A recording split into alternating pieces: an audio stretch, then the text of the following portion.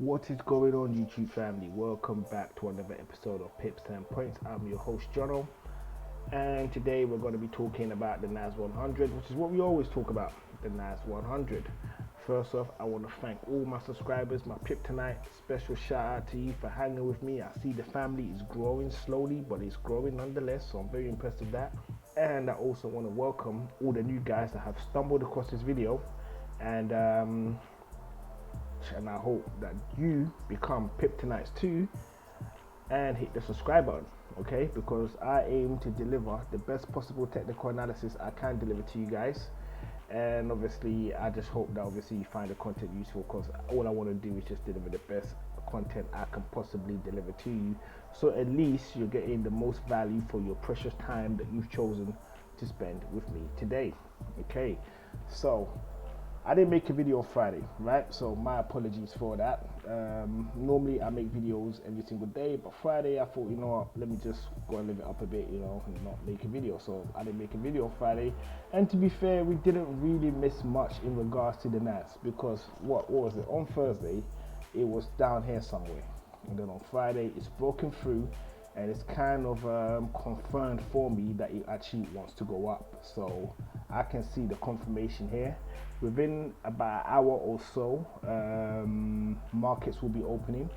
So obviously in the morning, I will see where it is, and if it looks good, I'll most likely jump in. But the conditions that I'm seeing right now is it's good for me. To be fair, it's good for me. I can see myself jumping in. To be fair, I really can. It's just a question of at what level am I going to jump in on? That's the question. Okay, so on Thursday's video, this is the kind of move that I kind of put down as to what I thought was going to happen. Okay, do I still think this same move is going to happen? Yes, I still do. But however, only time will tell. Only time will tell.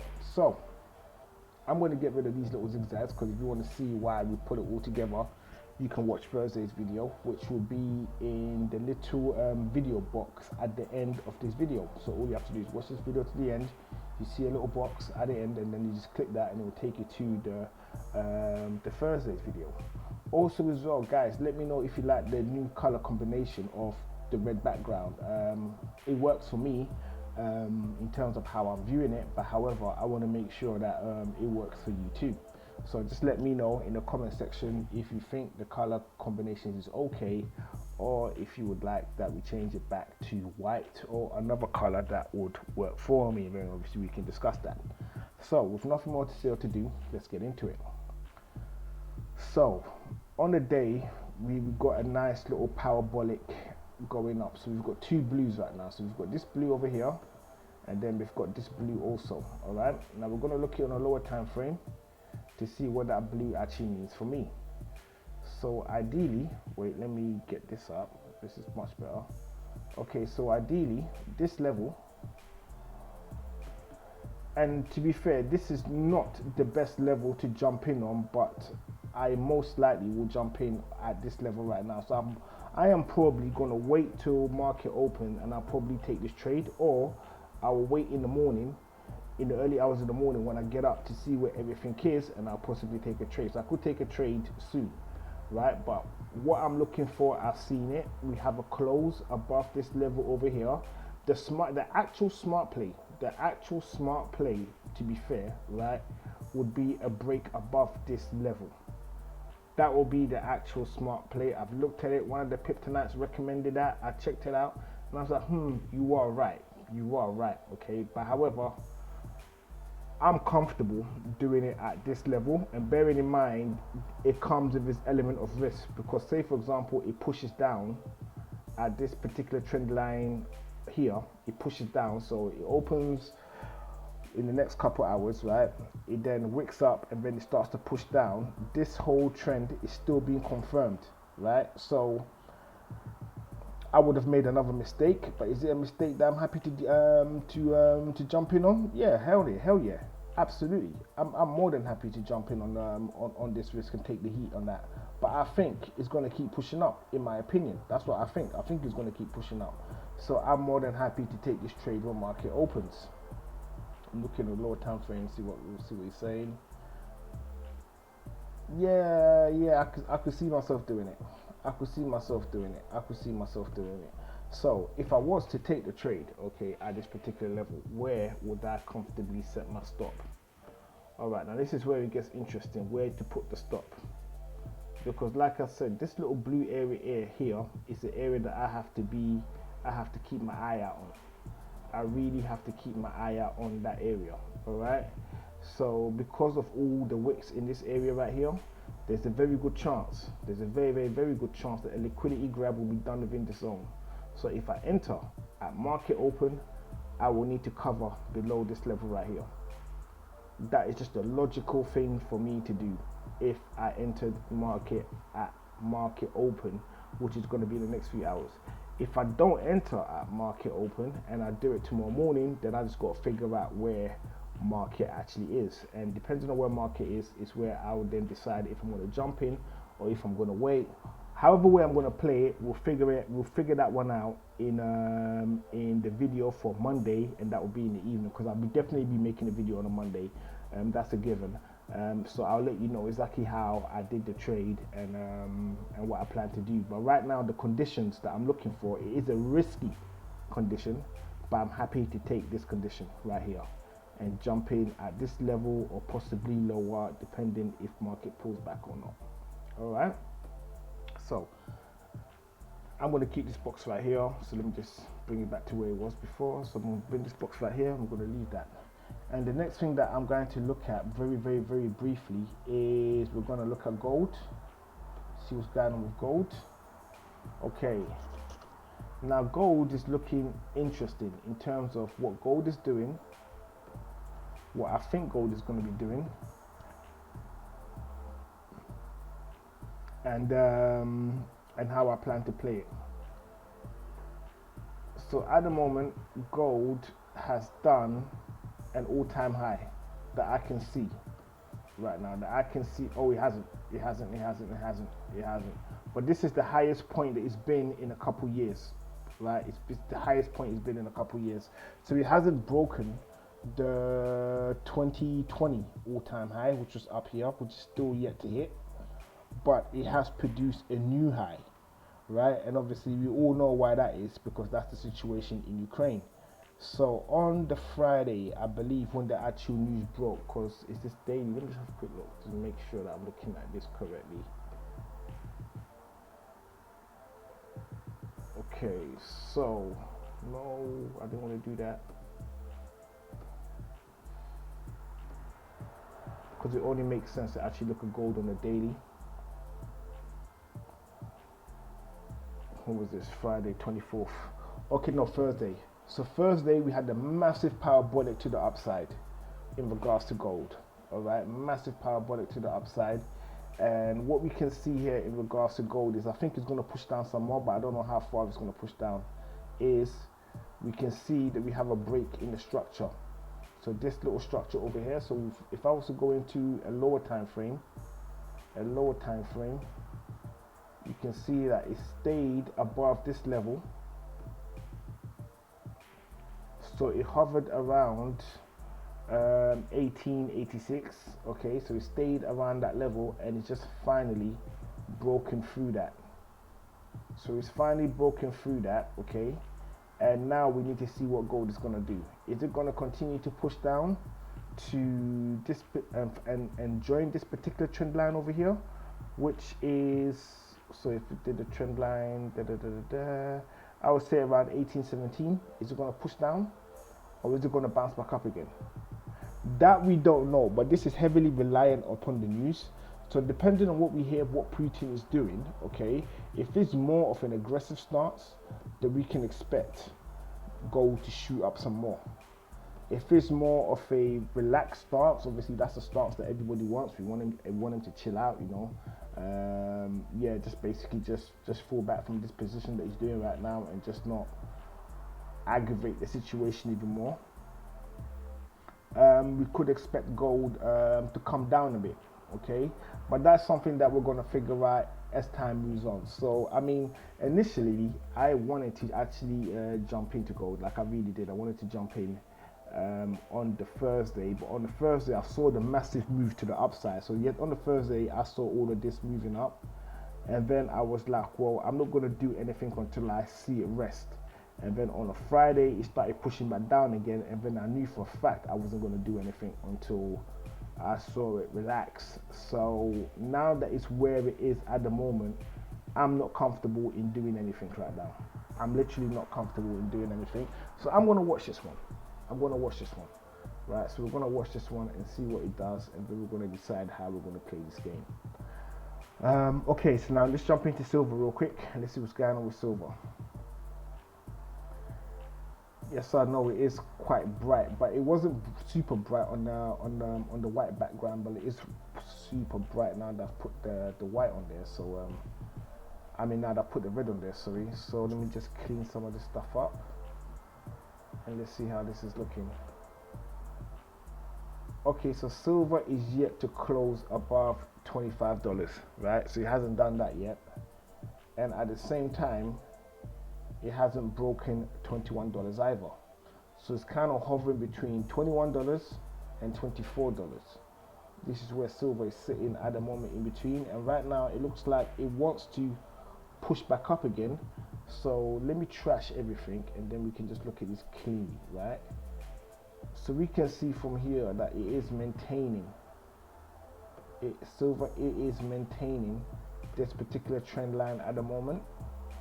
Okay, and to be fair, if you're going to do anything with silver, personally, in my personal opinion, I would want to see silver pull back again.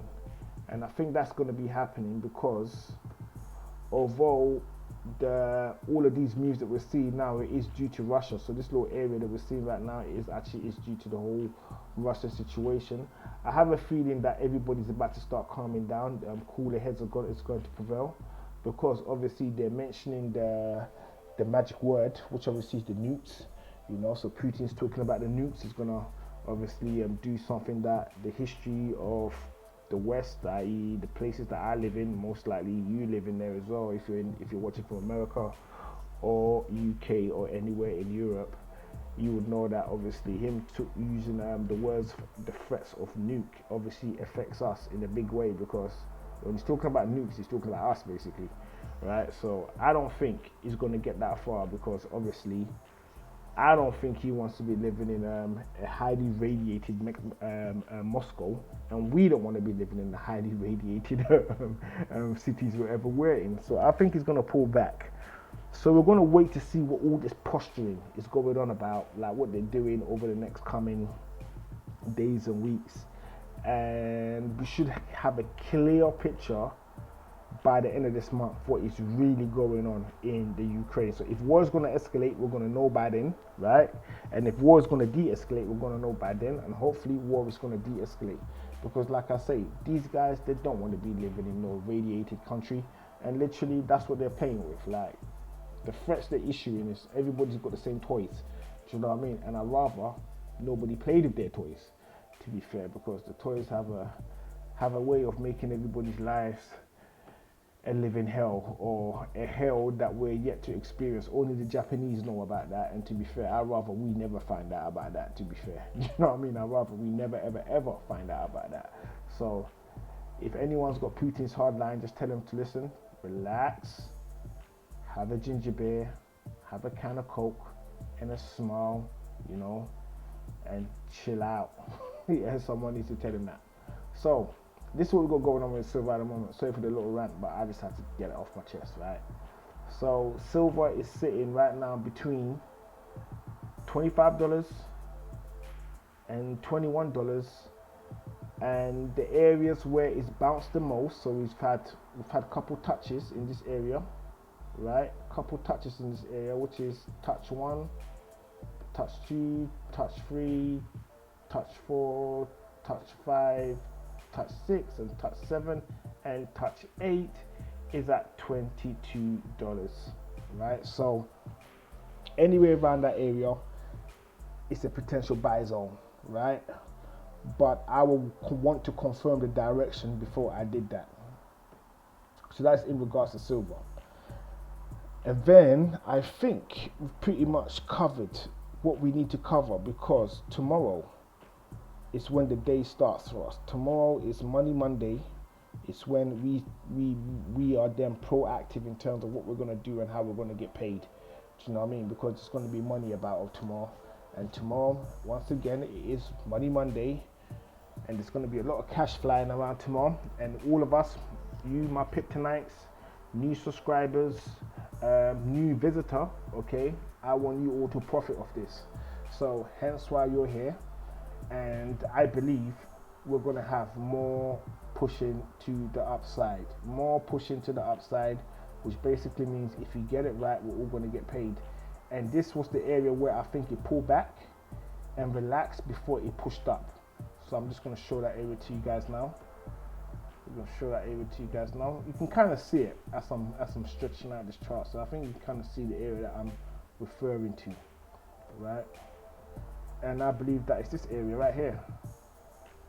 Where we had a little bit of consolidation, right? And obviously it didn't push down, it's pushed up, so it's rested at this level. And let me see if I actually got a trend line through all of this, see if we'll be close to it. And yeah, boom, right there, okay? So this area is a legitimate area in my opinion for where it's bouncing from. What we now need to do is when it crosses over this trend line, what's it gonna do? Is it gonna pull back or is it gonna push up? That's the only risky part that I can see right now in regards to this overall structure. Are we gonna get more of this? Which in my opinion will just be unfair for all of us, you know what I mean? It will just be unfair, like, because we want this thing to start pushing up, do you know what I mean? So this is what it could do, right? And me pushing it up this way that's an ambitious one. That doesn't have to happen at all, but obviously one can wish for things to happen, right? Or this could happen. So let's move this, or this could happen. And this move is what I want. It is what I want. I want the structure here broken.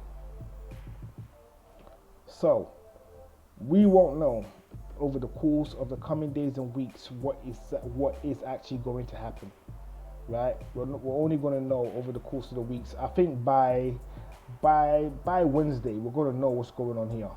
So it's either going to be consolidating in this area, which is somewhat of a good sign depending on what kind of structure it takes. So if it gets to this level over here and we have this kind of consolidation, so let me get rid of this, sorry.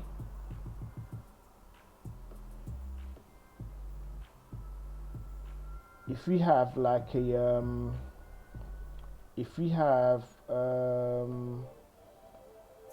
like it just a falling wedge kind of thing, so we've got something like this happening, right? So we've got something, actually no wait, let me use this is much better. So if you get a structure like this in this area,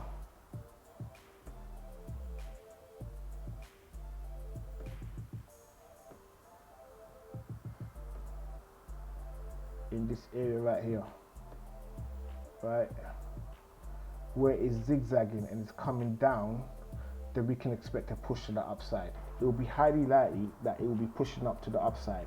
But however, on the flip side, if it's like this, right, then we can expect it to pull back down again. But we'll only know in the coming days and the coming weeks what exactly is going to happen and how it's going to happen. All right. So with that said, I want to thank you all for coming over and watching another episode of Pips and Points. If this is your first time on the channel, I definitely welcome you, and become a Pip tonight by hitting the subscribe button, where you'll be seeing videos that I upload pretty much every day, where you can take advantage of some of the situations that we've seen, and you might, with your own due diligence of course, you might be able to find an opportunity for yourself and how you can obviously profit, collect some pips and collect some points, right? That's what I want for you. Hence why I wanted to hit the subscribe button if you're a newbie. And if you're already a Pip tonight, this is just more information for you to add to your arsenal book in terms of how you're going to approach the NAS either this evening or how you're going to approach it tomorrow at the start of the day. But either way, I am at your service, and I want us all to win together. So with nothing more to say or to do, I want to thank you all. You've been awesome. Massive loves goes out to all of you, and blessings goes out to all of you. And I look forward to seeing you in tomorrow's video. So this is Jono signing out.